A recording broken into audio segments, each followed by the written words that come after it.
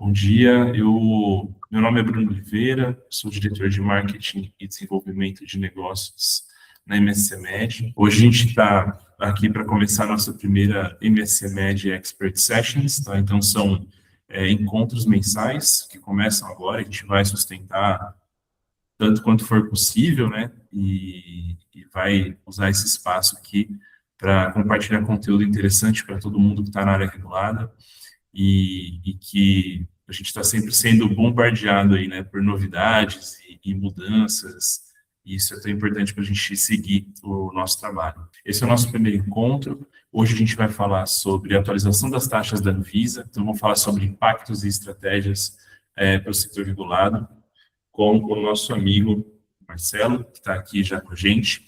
Eu queria falar um pouquinho sobre o programa MSC Med Experts, porque muita gente pergunta, né? A nossa ideia é criar um hub de geração de valor baseado em economia colaborativa, lado a lado com experts do nosso setor, então consultores individuais ou pequenas equipes de consultoria, nos quais a gente confia plenamente, tanto do ponto de vista técnico, quanto do ponto de vista de trabalho em equipe, de formação de uma entrega que seja a melhor via, né, para equilibrar as questões de agilidade e back-office para otimizar o atendimento, né, de maneira que ele seja o mais personalizado possível para os nossos clientes e para os clientes também dos experts, de uma maneira colaborativa. Bom, como vocês sabem, né, a gente nasceu há pouco tempo, né, esse projeto está rodando aí faz cerca de 3 meses, e a gente está subindo uma área do site para focar, para falar dele, então tem bastante coisa acontecendo. Entre essas coisas, as Expert Sessions, né, hoje é a primeira, todo mês vai ter. No final da nossa conversa hoje com o Marcelo, eu também vou já falar de qual que vai ser de setembro, e a nossa ideia é conseguir montar esse calendário e anunciar isso com cada vez mais antecedência. E aí, hoje a gente está então com o Marcelo Moura. Eu vou deixar ele mesmo se apresentar, né? Eu não vou ficar gastando tempo, né? Deixando de falar dele um pouco, falar do trabalho dele, mas ele é um cara em quem a gente confia muito, que tem um histórico muito forte, que tem um perfil muito bacana, né? Eu já conheço o Marcelo há bastante tempo, e ele é muito focado em algo que para nós é muito importante, que é no compartilhamento das informações, na troca de ideias, na construção conjunta, para a gente resolver os problemas sempre lado a lado. Porque a gente sabe que sempre temos muita dor de cabeça, né, com essas novidades e com tantas coisas que mudam aí constantemente. E hoje, na dinâmica do nosso encontro, então, estou vendo que a gente está com quase 30 pessoas, né? Nós tivemos aí cerca de 80 inscrições, como eu falei, então devem entrar mais pessoas ao longo do nosso encontro.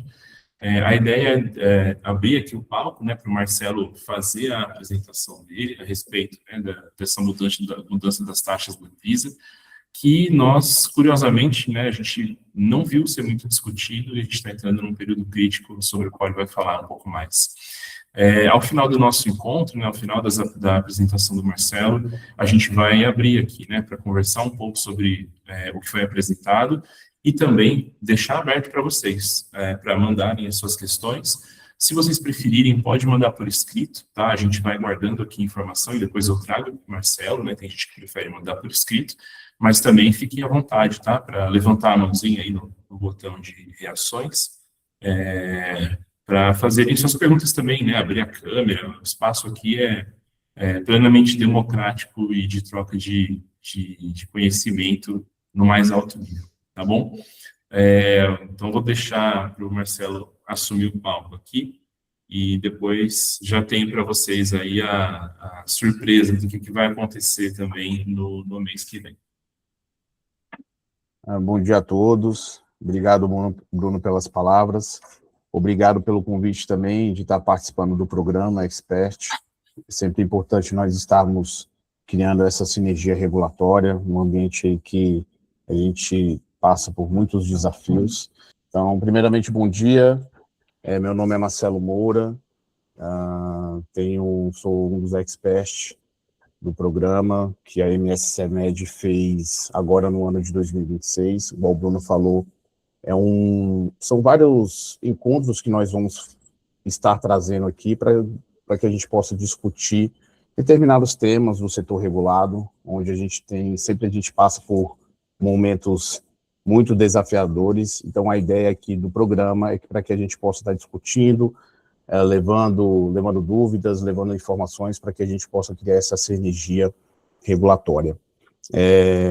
Sou farmacêutico de formação, tenho um pouco mais de 16 anos de experiência na área regulatória em dispositivos médicos. Sou especialista em assuntos regulatórios e vigilância sanitária pela Faculdade Oswaldo Cruz. Tenho um MBA também em Relações Institucionais pela Fundação Getúlio Vargas. E agora também, recentemente, finalizei minha especialização também em Monitoramento e Avaliação em Saúde pela Fiocruz.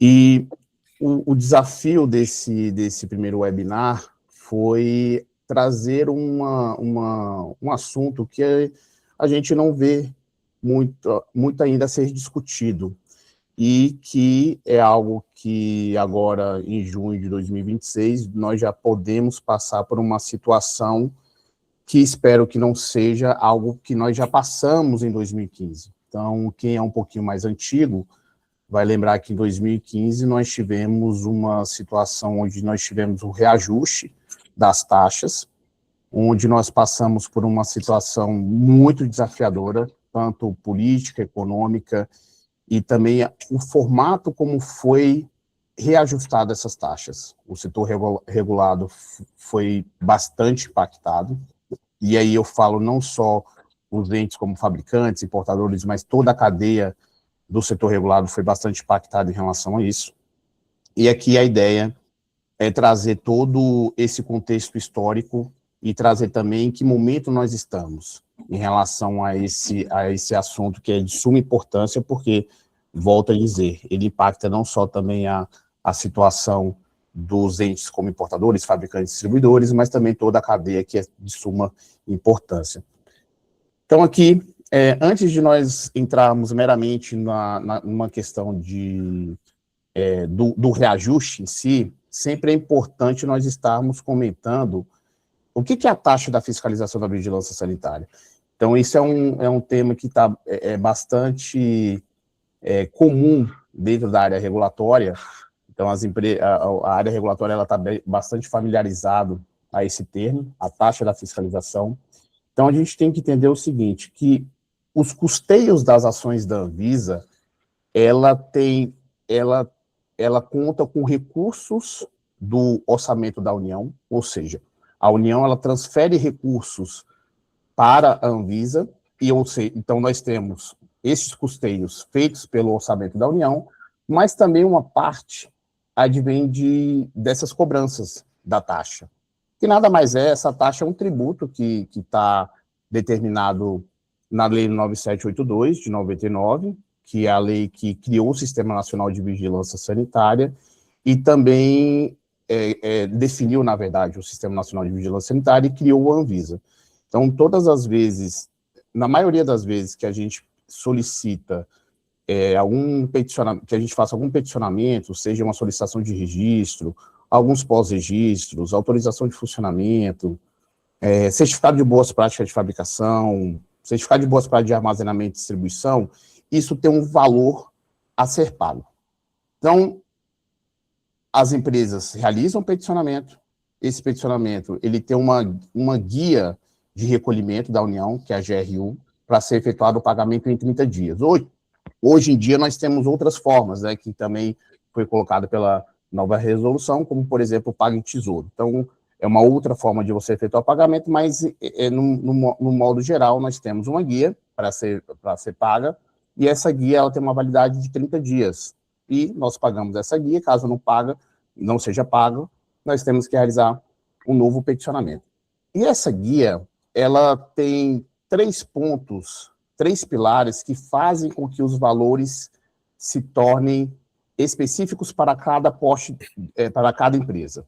Então, nós temos ali, primeiramente, a classe de produto, ou seja, varia se ele é um alimento, se o que eu estou fazendo é para alimento, dispositivo médico, medicamentos, saneantes, e tem um outro ponto também, que é a questão do código do assunto, ou seja, o que eu estou peticionando? Eu estou peticionando uma revalidação, um registro, uma autorização de funcionamento, e também a questão do porte e o faturamento da empresa. No próximo slide, eu vou estar mostrando para vocês, e aí o enquadramento que atualmente nós temos, em relação, são 6 faixas que enquadram as empresas de acordo com o seu faturamento bruto anual. Então, nós temos 3 pilares que fazem com que os valores das taxas sejam os respectivos valores para cada empresa. Então, nós temos ali a classe de produto, nós temos o peticionamento, né, o código do assunto que eu estou peticionando, e o faturamento anual, e o faturamento bruto anual das empresas. E o ponto-chave aqui é, por que nós estamos falando sobre esse tema? Então, esse tema ele é de suma importância, porque o último reajuste que nós tivemos foi no período de 99 a junho de 2015. Se nós pegarmos de junho de 2015 até agora, perfaz em mais de 10 anos sem reajuste dessas taxas. Ou seja, para ser mais exato, nós temos 11 anos sem esse reajuste. E isso é super importante. Aqui eu trago o enquadramento dos valores. O enquadramento desses valores aqui, você vê que nós temos 6 faixas. Nós temos a faixa de microempresa, pequeno porte, grupo 4, grupo 3, grupo 2 e grupo 1. Então, dependendo do faturamento anual da empresa, ela vai ser enquadrada aqui, e isso vai impactar diretamente nos valores das taxas que ela vai realizar o peticionamento. Então, quando nós fazemos, por exemplo, o cadastramento de uma empresa e nós solicitamos uma autorização, o cadastramento da empresa no sistema da Anvisa, o que vai acontecer? O sistema automaticamente, ele enquadra a empresa como grande porte, grupo 1. O que a empresa tem que fazer? Fazer um protocolo de atualização de porte para se enquadrar dentro dessas faixas, para que os valores das guias sejam condizentes com o faturamento anual daquela empresa.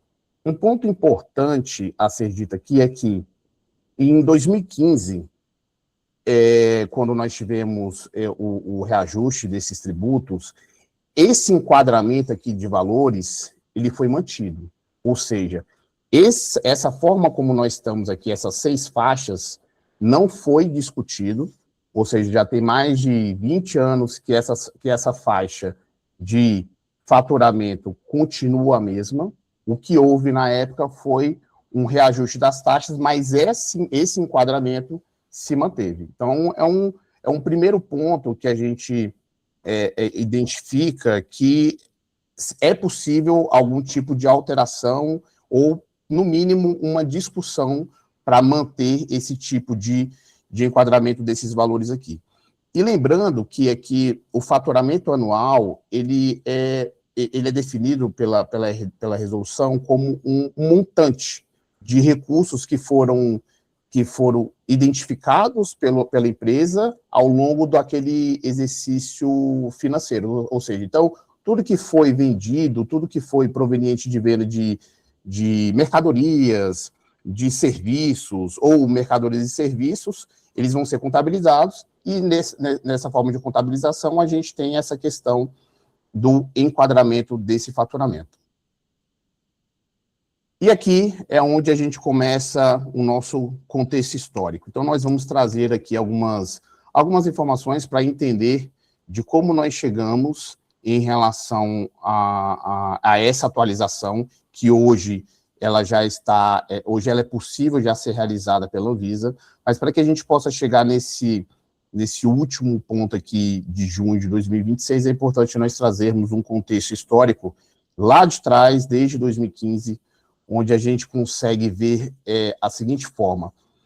Em março de 2015, nós tivemos uma audiência pública, e nessa audiência pública participou os diretores da Anvisa, e os diretores da Anvisa trouxeram as dores que a agência vem passando, que nós já conhecemos muito bem, que é uma questão do quadro de funcionários, os servidores, na época, uma falta de concurso público e uma demanda muito grande que o setor regulado tinha para a Anvisa. Então, nós tínhamos uma demanda muito alta, nós tínhamos também uma quantidade de servidores aquém do que a agência deveria ter. Então, na época, os diretores da Anvisa foram nessa audiência falar sobre essa questão da quantidade de servidores e também em relação à recomposição das taxas da agência. Na época, a justificativa foi dada pelo fato de 2015 nós tínhamos 16 anos sem qualquer tipo de recomposição dessas taxas. E ali foi discutido nessa audiência pública. Logo em seguida, em julho de 2015, nós tivemos a publicação da medida provisória 685 de 2015. Essa medida provisória, ela trouxe uma autorização para o Poder Executivo aumentar essas taxas.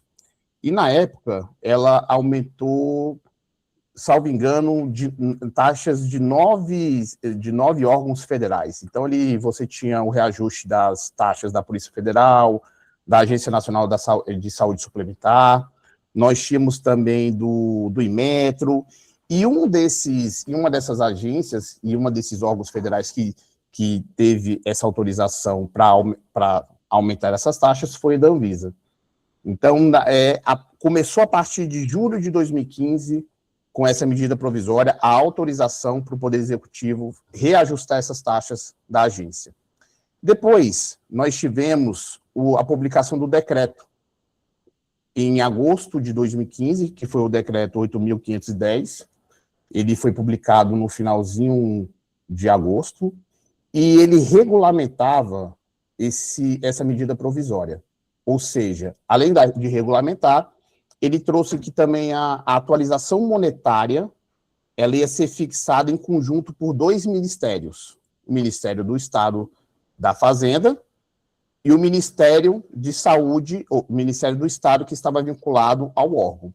Como a Anvisa é um órgão vinculado ao Ministério da Saúde, então, logo em seguida, pela portaria 701 de 2015, nós tivemos a publicação de uma portaria interministerial, ou seja, entre 2 ministérios, Ministério da Fazenda e Ministério da Saúde, pelo fato da Anvisa estar vinculado ao Ministério da Saúde, onde nós tivemos a primeira atualização dessas taxas.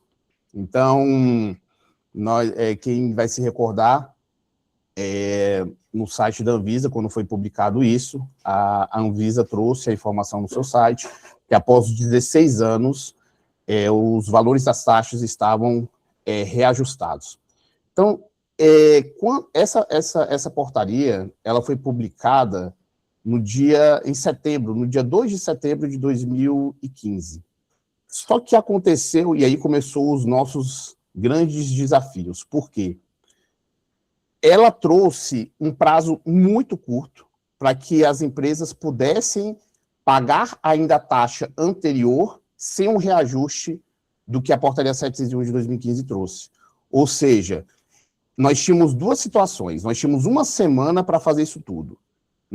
E na época, só para entender como é que era feito, como é que os processos eram elaborados? Os processos elaborados era tudo impresso. Era impresso a guia, impresso toda a documentação. Na época ainda se gerava CD para gravar, que é algo que é totalmente diferente hoje. Então, nós tínhamos 2 situações em relação a essa portaria. Nós tínhamos, primeiro, que para que as empresas pudessem utilizar essa guia desse valor, nós tínhamos que gerar a guia e protocolizar essa guia antes do dia 9/9 de 2015, ou seja, nós tínhamos uma semana para protocolar os processos sem esse reajuste. E na época, como não era os processos não eram enviados de forma como é enviado hoje, nós enviamos os processos via sistema, foi considerada a data do protocolo no correio, na época, só para vocês terem uma ideia de como foi feito isso. Se as empresas pagassem posterior ao dia, na data do dia 9/9 de 2015, mas a petição fosse protocolizada depois do dia 9/9, teria que fazer um complemento dessa taxa. Ou seja, de forma bem resumida, nós tivemos praticamente uma semana para nos adequar em relação a esses reajustes, e que foi algo bastante complexo, não foi algo simples. Logo em seguida, em dezembro de 2015, nós tivemos a publicação da Lei 13.202. Essa lei, ela informava que a primeira atualização referente a essas taxas, ela ficava limitada a um montante de 50% do valor total da recomposição. Ou seja, a lei trouxe algo que não estava sendo exercida pela portaria 701 de 2015. Por que foi feito nessa portaria? Eles pegaram, fizeram um reajuste desde 99 até junho de 2015 e colocaram o reajuste em cima dos valores desse período. Então, a lei, em dezembro, ela trouxe que esse valor poderia ser no máximo 50%. Só que, e aí a gente tem e aí começa também, continuam os nossos desafios na época, que muitas empresas, quando tinham a oportunidade de fazer o peticionamento e gerar a guia ainda era a guia da portaria interministerial 701. Ou seja, não conseguia pagar o que a lei 13.202 trazia. E teve muitas entidades, muitas associações, que entraram com mandado de segurança em relação a isso, para que os valores sejam de acordo com o que a lei estava estabelecendo. Logo em seguida, assim, entre aspas, né, um ano depois, nós tivemos a portaria 45 de 2017, e aí essa portaria, ela revogou a 701, e ela trouxe os valores que estavam de acordo com a lei 13.202 de 2015. Isso vai ficar um pouco mais fácil para vocês entenderem, numa tabela que nós fizemos de simulação em relação aos valores atuais dessas taxas. Então, isso vai ficar um pouco mais claro com valores, e aí a gente consegue enxergar exatamente o que aconteceu. Mas em 2017 foi isso. Nós tivemos essa portaria e os valores que estavam sendo... Ela trouxe os valores que deveriam ser exercidos pela Lei 13.202. Não foi colocado aqui, mas logo em seguida, em julho de 2017, teve também publicada a portaria 1245, que essa portaria, ela trazia a questão das restituições de taxa. Ou seja, as empresas que protocolaram e pagaram os processos de acordo com a portaria 701 de 2015, elas tinham o direito de pedir a restituição em relação aos valores que estavam sendo exercidos pela portaria 45 de 2017. Ou seja, a Anvisa fez algo muito parecido com o que a Receita faz, ela faz restituições por blocos. Então, na época, a Anvisa fez restituições do bloco 1, bloco 2 e bloco 3. Então, todas as empresas que protocolaram esses processos, dessa diferença, teve os seus valores restituídos. E aí, teve um desafio também muito grande de quais eram empresas que tinham esse direito. Aí, teve empresas que recebeu de uma forma mais célere, outras demoraram bastante. Lembrando que essa diferença, ela teve uma correção pelo índice da Selic e juros de 1% ao mês. Uma observação importante era que, se as empresas que tinham esse direito da restituição tivessem algum débito com a agência, esses valores eles seriam um objeto de compensação. E aí, dito isso, nós tivemos em junho de 2024, nós tivemos a publicação da RDC 857 de 2024, onde essa resolução, antes de se tornar uma resolução, ela passou por uma consulta pública. A consulta pública foi a 1181 de 2023. Nessa consulta pública, que era uma consulta pública na qual estava trazendo a revisão da RDC 222 de 2006. Então, na consulta, ela trouxe vários requisitos de alteração da resolução, né? Então, por exemplo, ali na consulta pública era colocado a inclusão de pagamento de PagTesouro, ou DARF eletrônico, algo que, por exemplo, na RDC 222 de 2006 não era colocado. Então, detalhamentos em relação à restituição de taxa, restituição de valores, que a 222 também não trazia.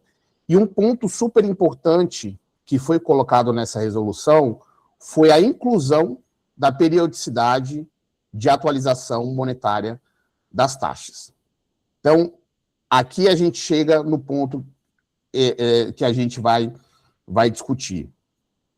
A resolução, ela traz que a primeira proposta que a agência tem em relação ao reajuste dessas taxas, ela é encaminhada após 2 anos, contados a partir da entrada em vigor da resolução.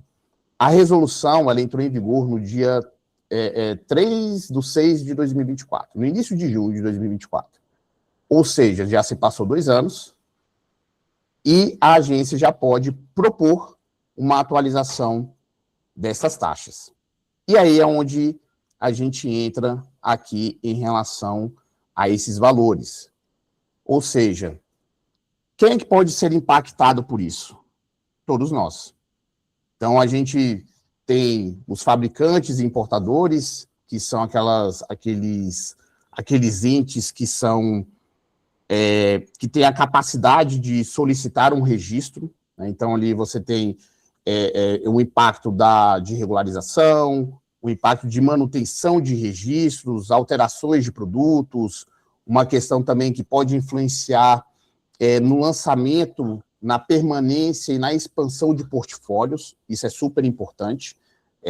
Nós temos também toda uma cadeia em relação aos distribuidores, transportadores e armazenadores, apesar deles não serem entes onde façam a solicitação do registro, mas fazem parte de toda a cadeia. Então, você tem um aumento do custo regulatório de seus fornecedores e parceiros comerciais. Nós temos também a questão que é um ponto fundamental, que são os pacientes, nós, consumidores, embora a gente não seja o responsável pelo pagamento da taxa, a gente, claro, pode ser impactado diretamente pela questão de uma transferência de custos, revisão de portfólio, redução de oferta de produto. Então, nós temos uma possibilidade, por exemplo, de postergar a disponibilização de determinados produtos e tecnologias. Então, o ponto central aqui é que o debate, né, e é o que nós estamos trazendo, é que o aumento dessas taxas, ela não se trata meramente de algo financeiro. Ela também traz uma questão de estratégia regulatória, uma questão também de competitividade, acesso e sustentabilidade do mercado regulado. Então, ela impacta toda a cadeia que nós temos. E é importante dizer o seguinte, que ela não impacta apenas o setor de dispositivos médicos.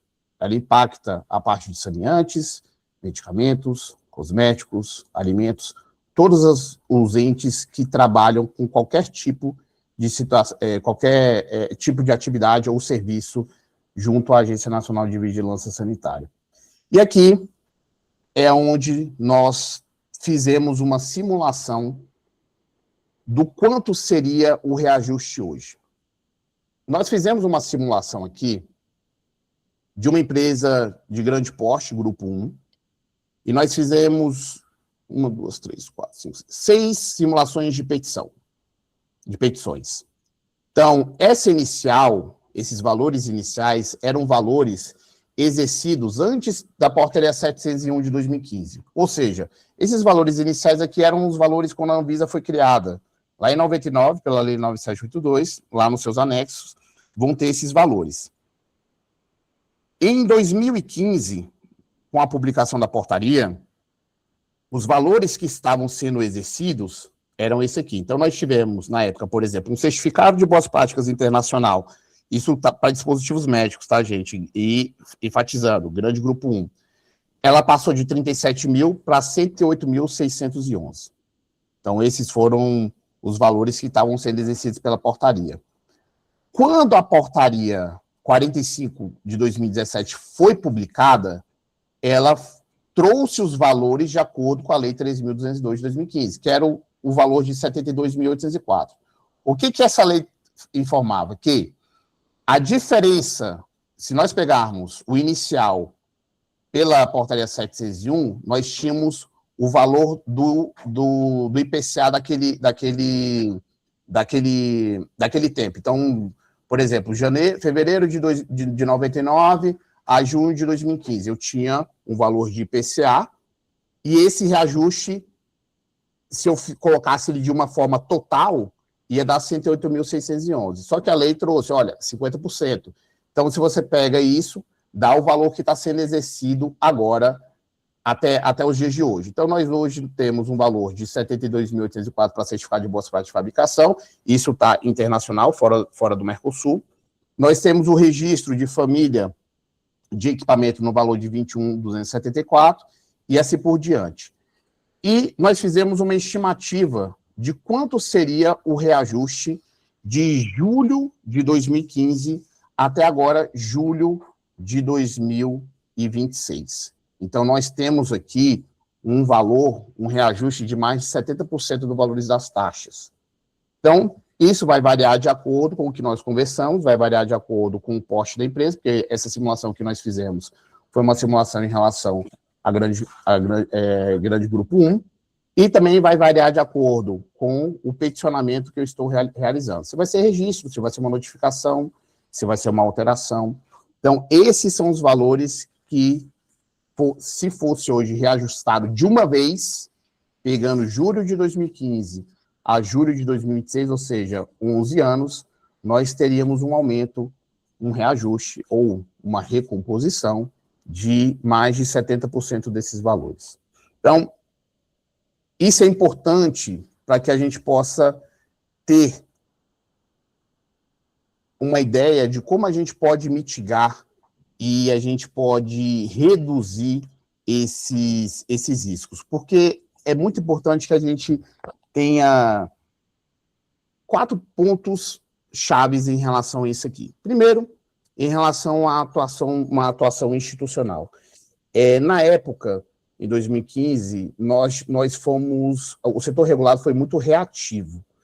Ele não foi um setor que atuou durante esse processo de reajuste. Nós fomos pego de surpresa, essa foi a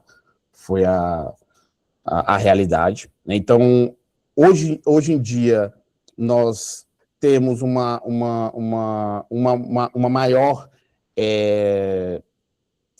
maior participação do processo. Então, você fazer ali, atuar junto às associações. Então, nós temos várias associações dentro do setor de dispositivos médicos, dentro da área também de medicamentos, cosméticos, saneantes.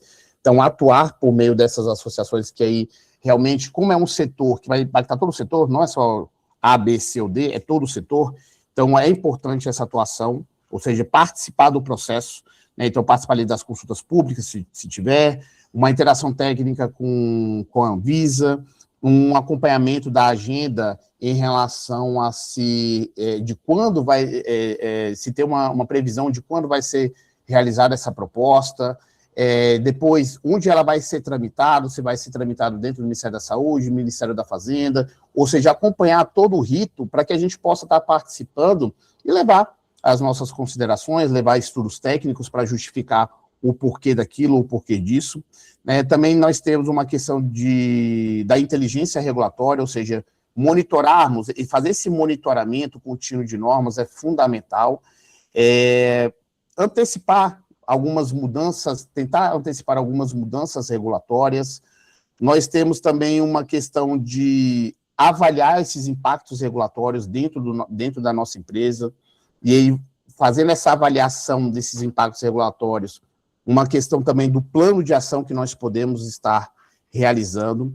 Um outro ponto importante, que é a gestão de portfólio, ou seja, avaliar, por exemplo, a rentabilidade de determinados registros, priorizar produtos estratégicos, tem uma questão também de você fazer uma revisão de todo o ciclo de vida dos produtos, e claro, que é não menos importante, que é o planejamento financeiro, ou seja, você fazer uma revisão do budget em relação à área regulatória, simulações de impactos financeiros. Então, você ter todo um planejamento em relação a como pode ser feito em relação a que, caso venha a ter esses reajustes, as ações que podemos tomar.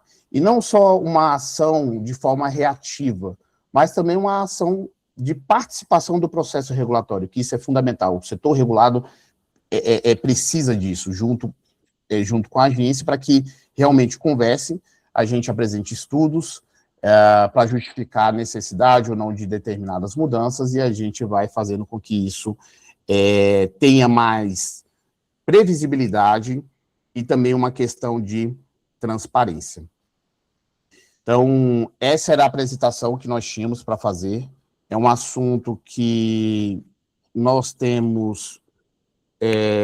foram poucas situações onde nós tivemos algum tipo de discussão, algum tipo de conversa em relação a isso, mas é de um tema que vai impactar toda a cadeia. E nós temos que participar desse processo para que não aconteça algo semelhante ao que aconteceu em 2015, onde realmente nós tivemos grandes desafios dentro do setor. Cara, estou muito feliz por a gente ter escolhido começar por esse tema. Estava aqui refletindo, né, cara? Acho que você fez um exercício muito interessante, né? Acho que até histórico, né, cara? Estava passando pelos meus olhos aqui, né? Aquela sequência de quando saiu, né, a portaria interministerial e os valores estavam super altos. Quem estava no setor já, né, nessa época, certamente vai lembrar do estresse que foi. E tive o flashback também de montar os processos com papel. Era bem marcante, né? E gravar o CD, né? Nossa, gravar o CD, cara, incrível, assim. A gente fazia o processo, imprimia, tinha que rubricar, gravar CD, separar no máximo, cada volume era 200 páginas, salvo engano. Então era e tinha que colocar os clipezinhos, né, para levar na sala dos diretores para eles assinarem.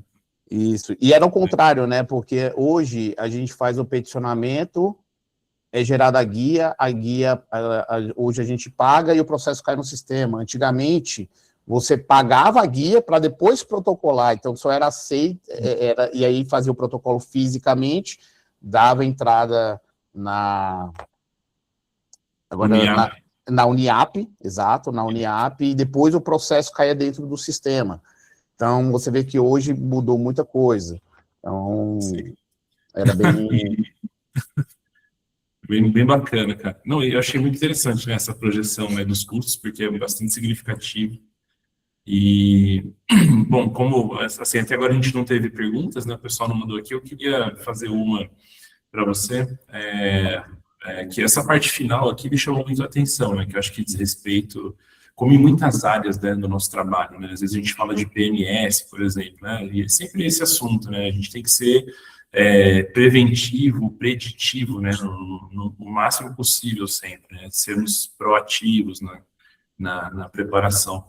E, assim, se fosse para você deixar para o pessoal aqui, né, uma dica, assim, o que você acha que vale a pena acompanhar em termos das instâncias, né, que trabalham com esse... Porque é interessante, assim, a gente vê que tem uma falta de coordenação mesmo entre as instâncias, né, governamentais, né, e aí tem toda essa coisa, portaria vai, portaria volta, nos ministérios. Eu acho que você podia talvez trazer aqui para o pessoal uma visão sobre isso, né? O que você acha mais interessante acompanhar em termos de instâncias, de processos legislativos, né? Ou de desenvolvimento dessas normas? Como que você montaria isso nesse momento, assim? O que você tem olhado? É uma boa pergunta e um desafio muito grande, porque o que hoje faremos para acompanhar e monitorar? Primeiro, a primeira questão da agência, porque é ela que vai propor esse reajuste. Então, nós temos ali, muito provavelmente, a GEGAR, então a gerência responsável por isso, eu entendo que começaria a proposta por ali. Claro que, e aí o setor regulado como um todo participar dessa proposta. Então, levar os estudos, levar informações para que realmente possa ser debatido e, de uma certa forma, tentar chegar a um denominador comum do quanto seria realmente esses valores reajustados, como seria feito esses valores, porque se você for ver, são 11 anos. Se você pega 11 anos e você coloca o reajuste de uma vez só, é um pouco complexo, né? Então, de repente, fazer algo escalonado, né? Então, assim, a primeira entidade, ou a primeiro ente que seria interessante, e depois a gente vai seguir uma mesma linha em relação à portaria interministerial, que seria Ministério da Saúde e Ministério da Fazenda.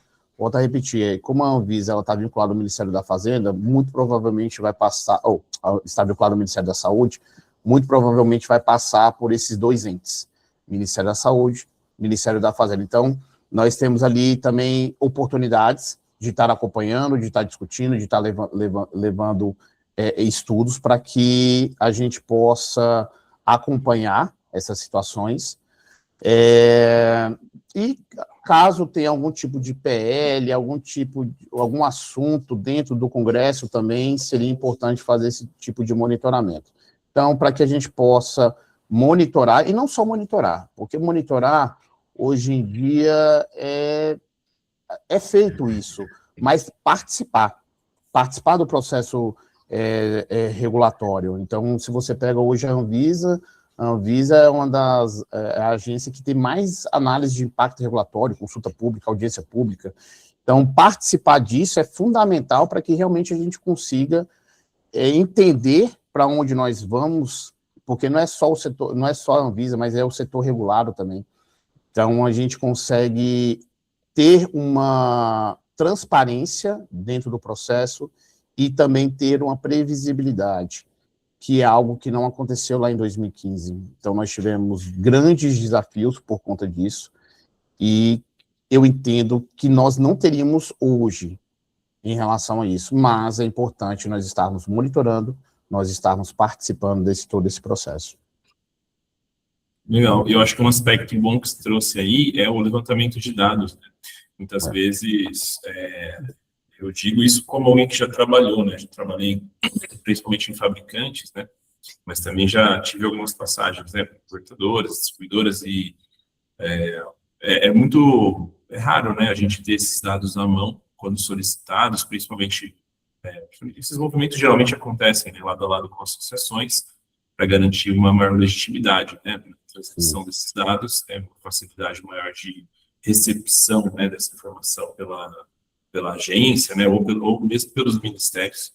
E acho que é muito importante a gente tentar manter, né, sempre em mãos, né, o quanto que a gente está gastando de recursos, né, com esses movimentos todos, para tê-los à mão quando chega o momento.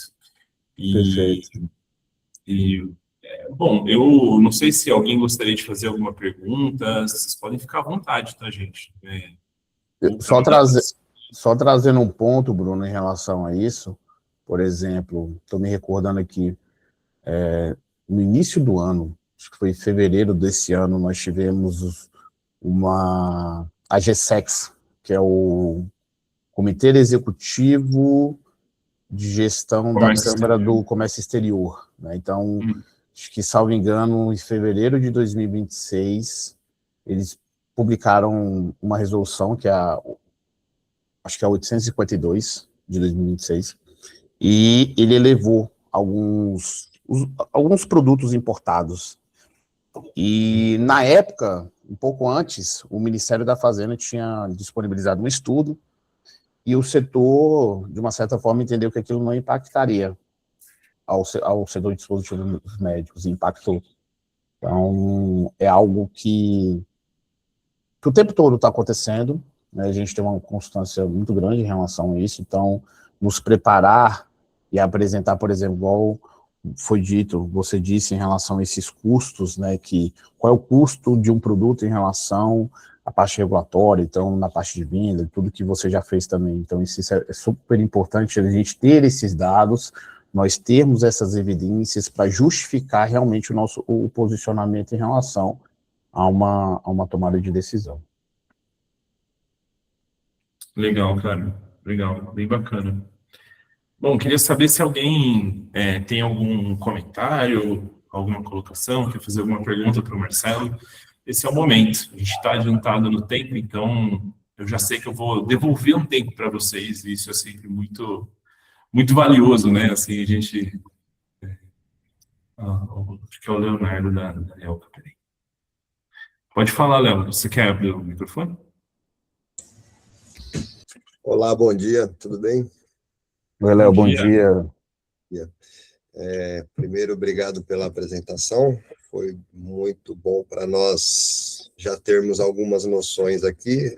Passei por tudo aquilo que você comentou da primeira versão, de que levava-se um calhamaço de 1000 páginas para o RT assinar, depois levava-se as mesmas 1000 páginas para o responsável legal assinar, gravar o CDzinho e por aí vai. Aí o aumento da taxa, aí entramos com a revogação da taxa, e etc. Aí eu entro aqui na parte do planejamento, digamos assim, igual você comentou na apresentação. Cara, se a gente parar para pensar, não vai existir uma parte de planejamento, pensando a fundo, digamos assim. Beleza, a gente vai ter a noção de que pode-se aumentar a taxa praticamente em 100% aí em alguns casos. Hoje, quem tem 100, 200 registros, não tem como se planejar. Essa que é a verdade, porque o cara que tem tudo isso debaixo da asa dele, ele já tem. Então, como é que o cara vai planejar uma revalidação com 100% de aumento de uma taxa? É meio que absurdo se for pensar dessa forma, digamos assim, né? E se fosse um aumento gradual, um aumento tipo, beleza, estamos 15 anos, então vamos ver o impacto que isso vai ter no mercado para quem realmente está lá na ponta. Perfeito, Léo. Entendeu? Porque se eu tiver, por exemplo, desses 200 registros que eu tenho, eu vou colocar aqui o da BPF, que é o que mais pesaria, que é o que vai para quase 150 mil aqui, eu tirei da imagem aqui que eu printei para deixar salvo. Uhum. Mas se eu tiver 100 registros pendurados nele, ou se eu tiver um, eu não tenho planejamento, eu vou ter que pagar 150 mil para um registro.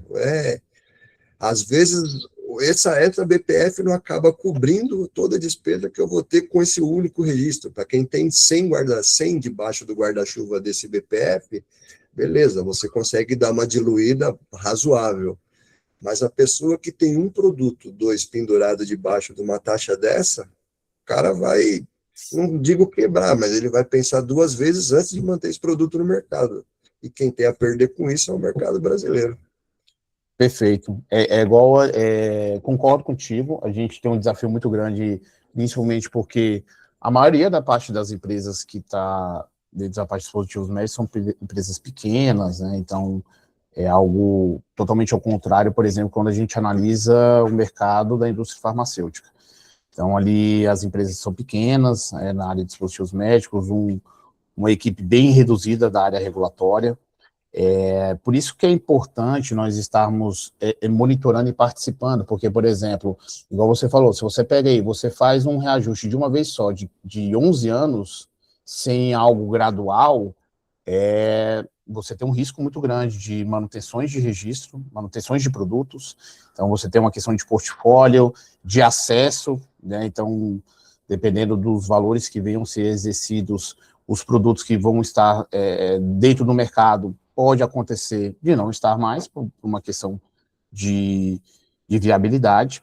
Então, são desafios que nós temos e são desafios que são muito grandes, não são fáceis, mas, eu volto a repetir, o setor regulado ele tem que estar bem em cima disso, monitorando essas informações, participando disso, para que realmente a gente consiga não ser reativo, mas também ser participativo, essa é a ideia, né? Para que a gente consiga, de repente, fazer essas análises, que hoje nós temos dificuldades, e isso é fato, né? Então, se você tem lá uma empresa com 200, 300 registros, 400 registros, como é que eu vou analisar o meu portfólio? Eu não tenho tempo nem para fazer isso. A verdade é essa. Mas é algo que nós temos que começar a ter isso em mente, começar a praticar para que realmente as coisas, essas atividades começam a ser colocadas dentro da empresa. E eu digo assim, por exemplo, vou colocar o meu caso, a gente aqui tem mais 150 registros ativos e rodando aqui. Para a gente diluir isso, vamos colocar que foi efetivada a alteração e aumentou-se o valor. Para a gente diluir isso dentro de um fabricante, de uma renovação de BPF, eu estou falando se for um único, né? Agora, se tiver um ou dois ou três dentro da cadeia desse mesmo registro, o cara está infinitamente prejudicado. Agora vamos colocar novos empresários, novas empresas, que o cara tenha um ou dois fabricantes para iniciar uma parceria lá fora. O cara vai ter que passar na frente de 300 mil reais para esperar mais de um ano para ver, começar a ter o retorno disso. Quem que vai ter um caixa desse para manter a empresa, passar 300 mil na frente e aguardar um ano e meio para saber se ele vai ter o direito de registrar aquele produto? Entendeu? A coisa vai se tornando meio que, eu não falo nem bola de neve, porque hoje já é um valor alto, mas eu digo que insustentável. Eu não sei se isso é uma forma de bloquear tanta importação, tanto material fora e privilegiar o mercado interno. Não sei. Às vezes porque a simples demanda a gente corrige com a contratação de novos funcionários, que é o que a gente vive hoje, que tudo se demora na Anvisa, porque o quadro deles é extremamente reduzidos. São reduzidos em todas as áreas da parte de ortopedia, implante, etc. Mas, não sei, eu não acho que esse seria o caminho. Mas, como você disse, as empresas têm que se unir, por mais que seja difícil as empresas chegarem perto, a não ser através de associações, que é o que a gente tem, que acaba entrando com uma ação conjunta, ou entrando com um peticionamento, ou uma carta conjunta de todos, em nome de todos os associados, para fazer maior peso. Mas a gente conhece a Anvisa, que quando eles querem, eles colocam e doa quem doer, né? É importante, esses dias a gente estava até conversando com um diretor de uma associação, e hoje é um desafio muito grande as empresas entenderem que muitos assuntos são do setor e não são da empresa propriamente dita. Então, você ter essa consciência do impacto para o setor é uma coisa, só que hoje ainda a gente tem aquela, e aí eu não estou julgando se está certo ou errado, mas ainda temos uma mentalidade muito individualista, porque da empresa, mas esquece que o setor todo também ele sofre isso. Então, assim, em 2015, nós tivemos várias associações que entraram com mandado de segurança, né? Então, tivemos ali essas reduções, e muitas empresas que não eram associadas estavam se associando pelo fato de ter esse benefício desses valores reduzidos, o que estava sendo praticado na época. Então, é uma forma de nós estarmos trabalhando em conjunto, né? Então, a gente nunca trabalha sozinho, então é um trabalho conjunto do setor regulado que também com a Anvisa. Então, a Anvisa, a gente tem que estar trabalhando sempre de forma simultânea, em conjunto, para que realmente a gente consiga minimizar esses impactos, mitigar esses riscos, para que a gente consiga dar continuidade aí aos projetos. Perfeito. Eu acho que é por aí. Eu acho que, como você fez no comentário, eu acho que há certos assuntos que as empresas têm que entenderem que, se não for de forma conjunta, não vai ter grandes resultados, e que no final acaba prejudicando mais do que ela fazendo as coisas isoladas. Faço parte só do grupo da Abraide, E aí o Bruno não costuma participar de uma ou outra, mas lá o pessoal me chama meio que de radical, nervoso. Porque eu falo, gente, se a gente aceitar tudo que a Anvisa impõe e a gente sabe que a gente tem razão, eles vão continuar fazendo, a gente tem que brigar, tem que pedir para falar, tem que entrar com recurso, tem que mandar coisa, porque às vezes tem que queimar um pouco da carta na manga, porque não é possível sempre só balançar a cabeça e falar amém. Não, eu acho que não é assim que funciona. É uma coisa que a gente fala bastante, né, que eu já falei bastante, talvez tenha falado em alguma dessas reuniões da Braille também, Léo, e que tem muito a ver com isso, né, de quando a gente mostra domínio, né, do que a gente está falando e apresenta isso de uma forma razoável, né, eu acho que tem que ser feito, sim. É uma coisa que diz respeito, inclusive, porque no fim vira tudo custo, né? Sim, Tudo isso vira custo e esse custo ele acaba sendo espalhado e compartilhado na cadeia. Então, esteja esse dispositivo médico vindo de dentro ou de fora, né, a partir do momento que você sobe as taxas, isso vira custo em todas as camadas, né, de todas as formas ao longo da cadeia de entrega.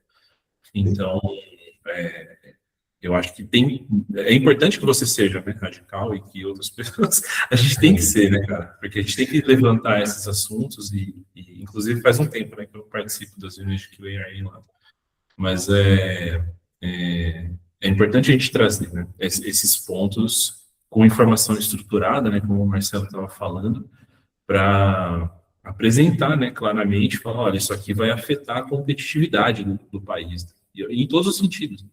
Inclusive, enquanto vocês estavam falando, eu até me lembrei que no último fórum ABIS, né, da ABIS, né, da Aliança, a gente teve uma participação do Leonardo Oliveira. Eu até peguei aqui certinho. Ele é secretário adjunto da Secretaria de Competitividade e Política Regulatória do Ministério do Desenvolvimento, né, o MDIC. E eu achei muito interessante a fala dele, né, porque ele estava falando sobre esses aspectos de competitividade, enquanto a gente acaba sendo afetado como país na capacidade, né, de atender o paciente na ponta com essas estruturas de custos que vão se acumulando, né, e aí naquele momento ele estava falando ali sobre, né, os custos de inovação e tal, mas de uma forma ou de outra eu acho que converge, né, esse assunto, é uma coisa que a gente pode fazer de uma forma conjunta, e é que o que o Marcelo nos traz aqui, que eu acho que faz muito sentido, é isso, sim. A vida é sempre muito corrida, né? A gente está sempre muito atulhado de coisas para fazer.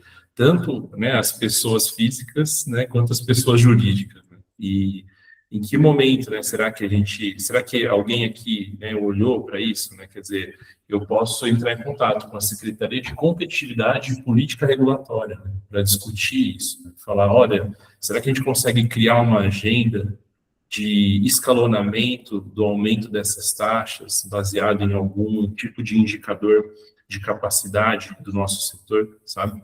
Eu acho que a gente... E aí entram, né, aspectos de relações governamentais, né, do comportamento associativo, né, das pessoas jurídicas envolvidas, sempre traz um pouco de complexidade, mas eu acho que o nosso setor, a gente vive um momento em que, se a gente não encarar essas complexidades de forma estruturada e nos movimentarmos de forma conjunta, vai ficando muito difícil, né, fazer valer a nossa visão junto a esses entes. Perfeito, Bruno. É isso mesmo.